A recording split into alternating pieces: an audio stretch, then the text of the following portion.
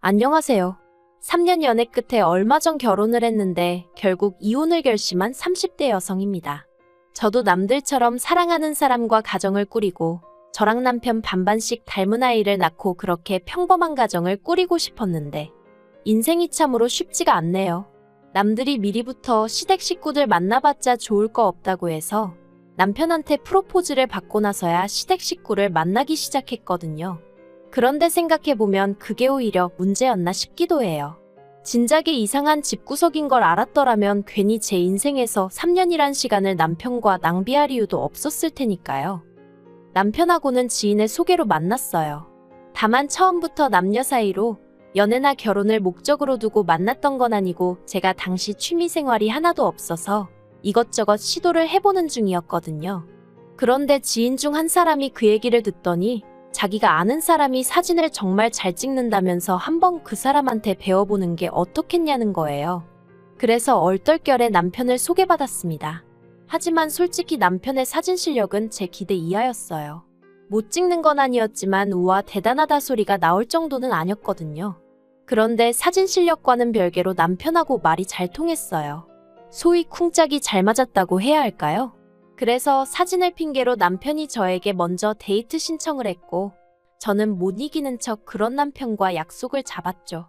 그리고 2달 이후엔 정식으로 사귀는 사이가 되었고요. 사귀는 동안 서로 가족 이야기를 한다거나 그런 일은 거의 없었어요. 사실 남편이나 저나 직장 생활로 바쁘다 보니 일주일에 한두 번 보는 게 전부였고 그 시간도 그다지 긴 건 아니다 보니 서로에게 집중하기 바빴지. 그 외에 관한 것은 그다지 궁금해하지도 묻지도 않았거든요. 하지만 작년 늦가을 남편에게 프로포즈를 받으면서 처음 시부모님을 만나게 되었네요.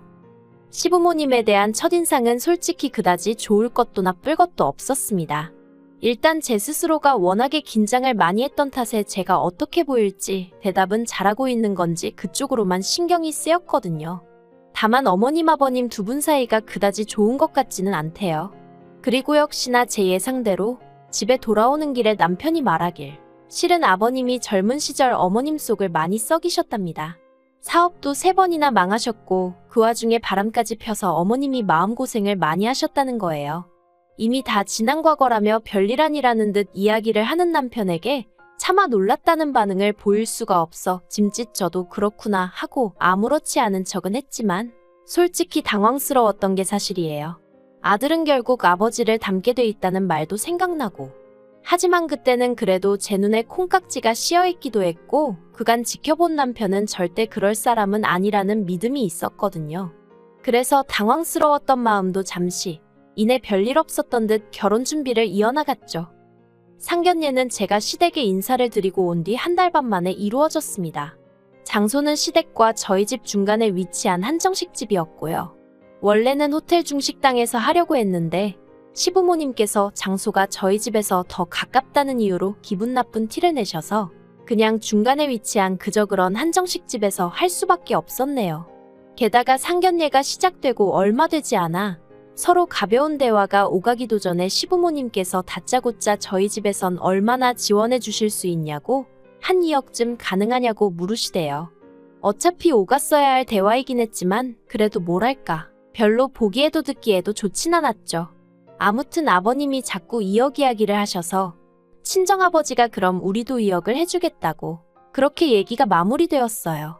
그런데 신혼집을 구하는 과정에서 당혹스러운 일을 겪게 되었습니다. 분명히 상견례 자리에서 먼저 2억 타령을 해대신 아버님께서 말을 바꾸셨거든요. 무슨 말장난하는 것도 아니고 당신은 저 아버지한테 그냥 물어본 거지 당신이 2억을 해주겠단 소리는 아니었다나요. 어이가 없어서 제가 남편을 통해 아무래도 오해가 있었던 것 같다. 그러면 정확히 얼마를 해주신다는 이야기냐 여쭙습니다. 그리고 남편이 전해온 아버님이 대답은 정말 할 말을 잃게 만들더군요. 저희가 당신한테 돈 맡겨뒀냐고 얼마를 해주건 감사합니다 하고 받으면 되는 거지 벌써부터 자식들이 부모 재산을 가지고 묻고 따지고 하느냐고 괘씸하다 하셨다는 거예요. 그래서 친정에다 이 이야기를 그대로 전하니 친정 부모님이 뭐 그런 집구석이 있느냐고 결혼이고 뭐고 없던 걸로 하라셨습니다. 그래서 실제로 제가 남편에게 우리 부모님도 마음이 많이 상하셔서 당분간 결혼 이야기는 없던 걸로 하는 게 좋겠다 했어요. 그랬더니 남편이 그게 무슨 소리냐며 그제서야 자기가 시부모님이랑 제대로 단판을 짓고 오겠네 어쩌겠네 하더니 그렇게 해서 지원을 받기로 한 게 4천만 원이었습니다.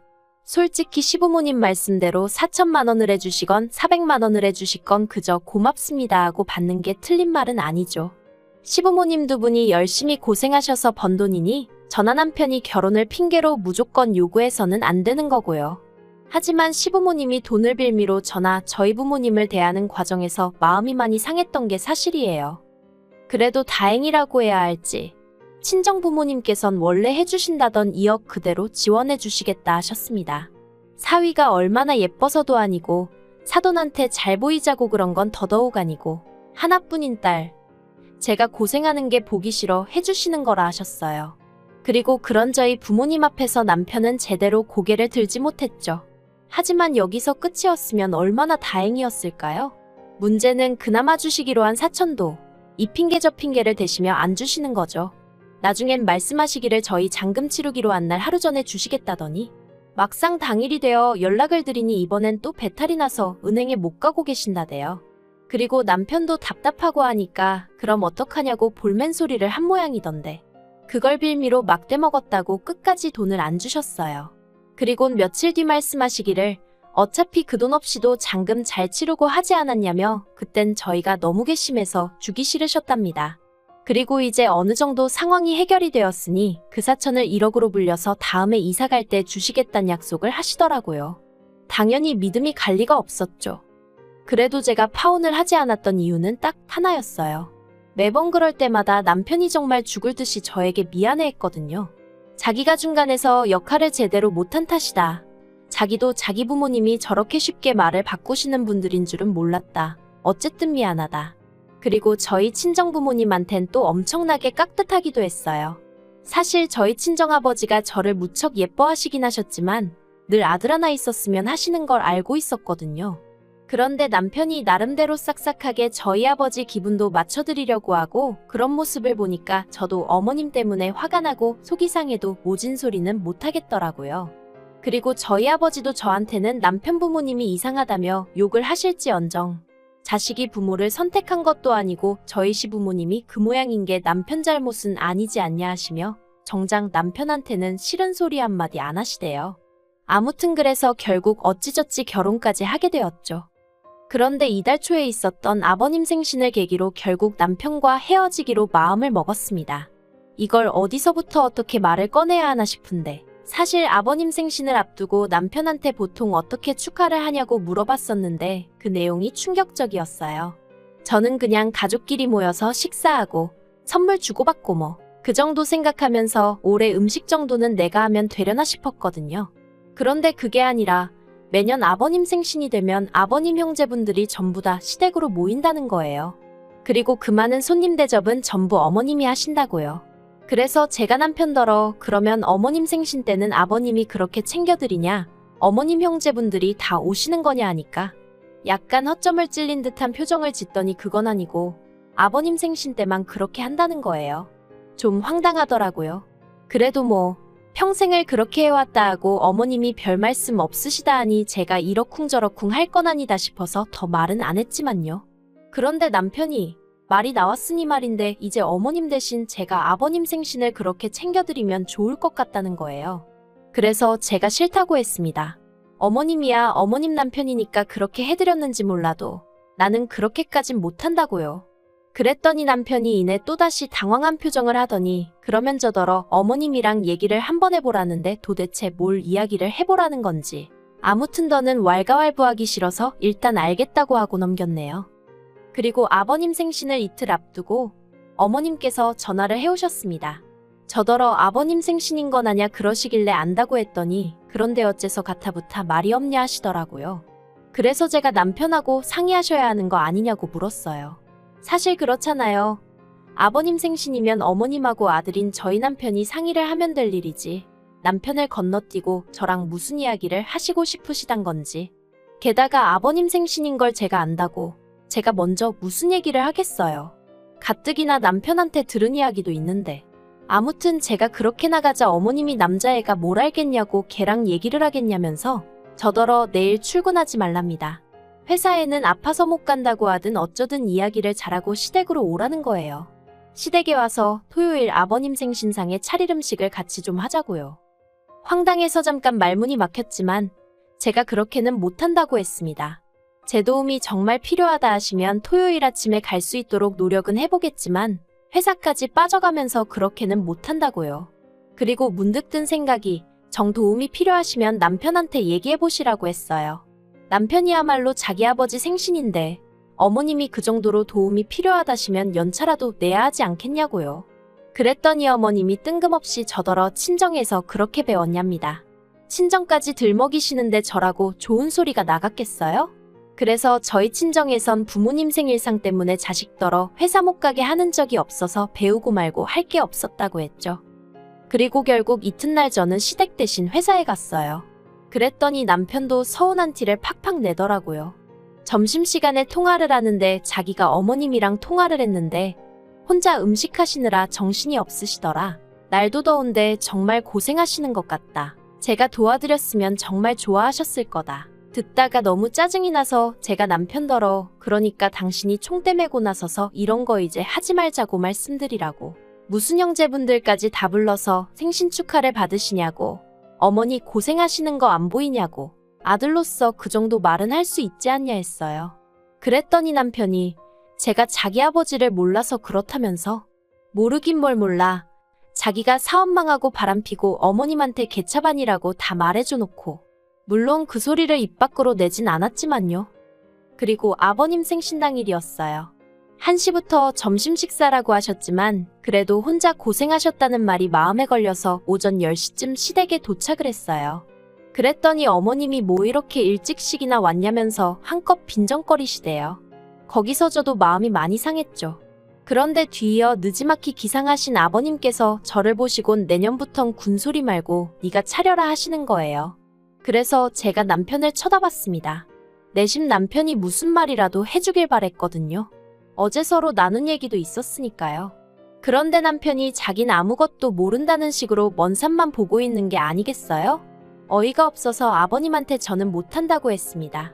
어머님이야 전업주부시고 아버님 아내니까 이렇게 해주셨는지 몰라도 저는 이렇게 못한다고 대신 생신 때 맛있는 데 모시고 가서 식사 대접하겠다고 했죠.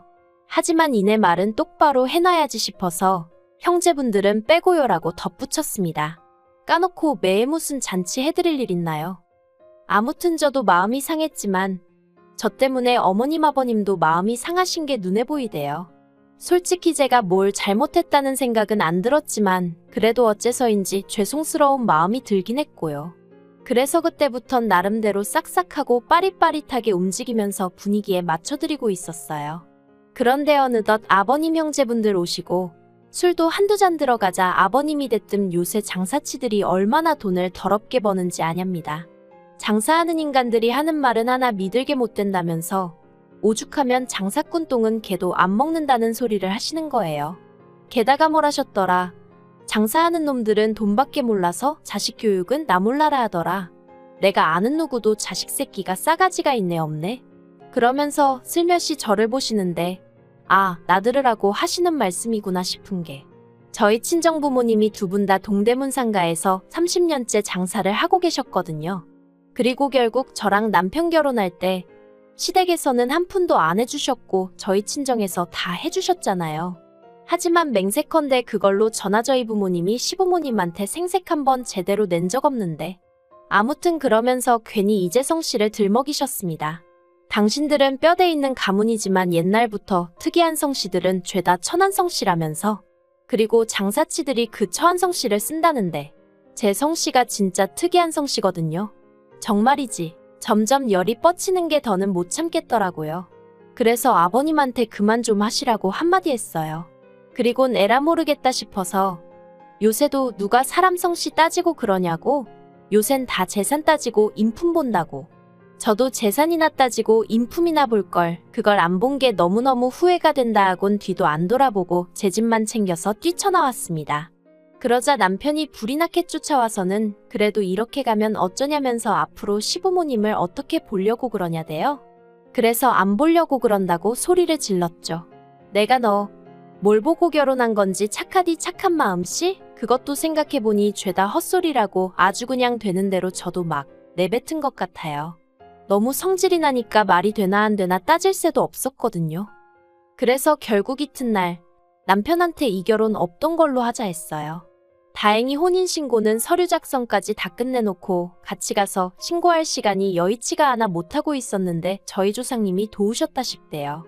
친정부모님까지 저희 집에 오셔서는 남편한테 쓸데없이 우리 원망하지 말라셨어요.